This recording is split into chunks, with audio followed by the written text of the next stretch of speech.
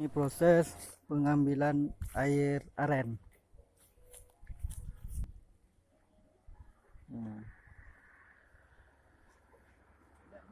Buat tangan.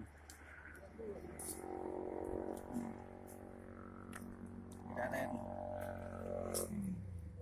Untuk mau dibuat gula aren.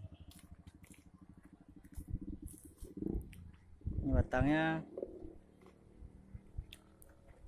Ini plastik biru tuh tempat penampung airnya. Ini lagi dia disaring.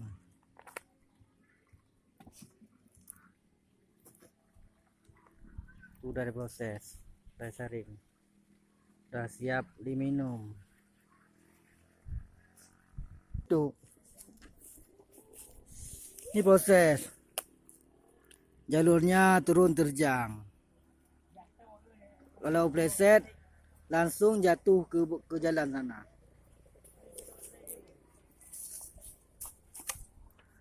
Ini guys, nanti sedikit kita turun.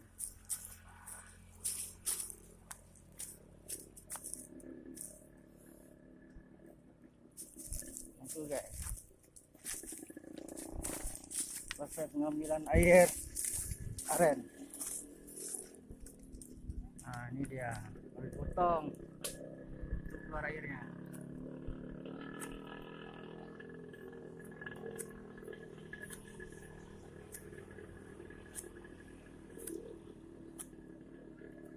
Harus potong dia, kalau enggak keluar air.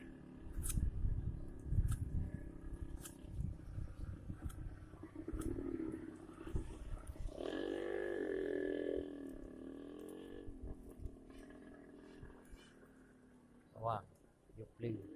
Nah, itu harus taruh bawang biar keluar airnya. Jopling juga. Nah, digosok-gosok.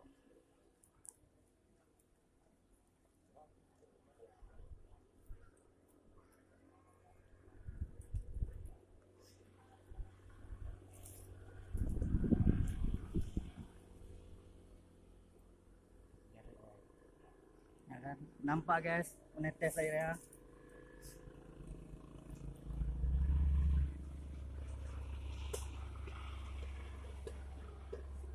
Taruh penampung air. Sudah beres guys, tinggal tutup. Ikat beja itu. Baru diikat biar enggak dibuat sarang tawon. Sekian guys, terima kasih.